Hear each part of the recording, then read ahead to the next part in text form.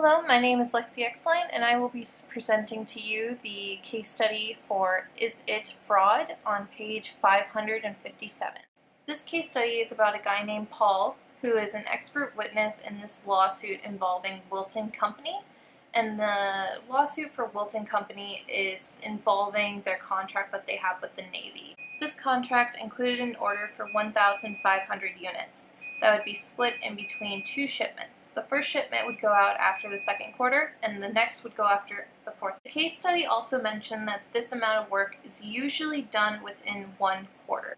At first, the contract was a fixed price contract. This meant that no matter how many hours were worked or how many other variables there are, the Navy would be paying the same price no matter what. But during final negotiation, Wilton Company decided that they didn't want that kind of contract, and they wanted to receive a bonus for coming in under budget or ahead of schedule.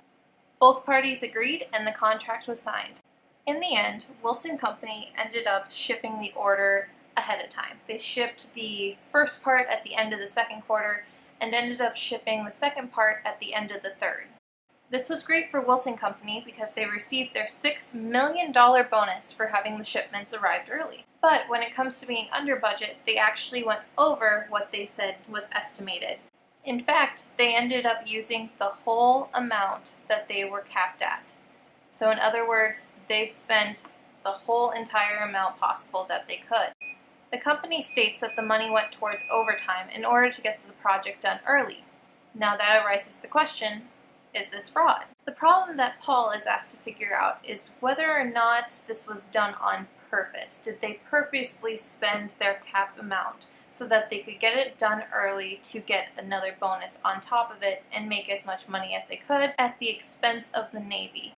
Personally, I do think there is something fishy going on here, especially since the case study said Wilton had made deals like this in the past, where he overestimated the time it would take and made sure to put clauses like this in at the very end.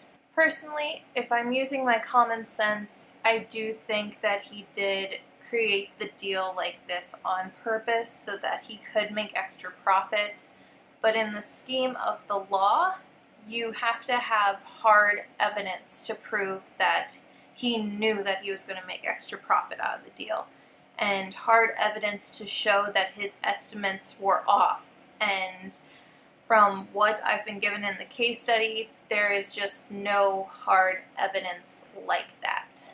So yes, I do think it needs to be investigated further, but with the evidence that I have now and everything that I've been given, I cannot say for sure that it was a case of fraud.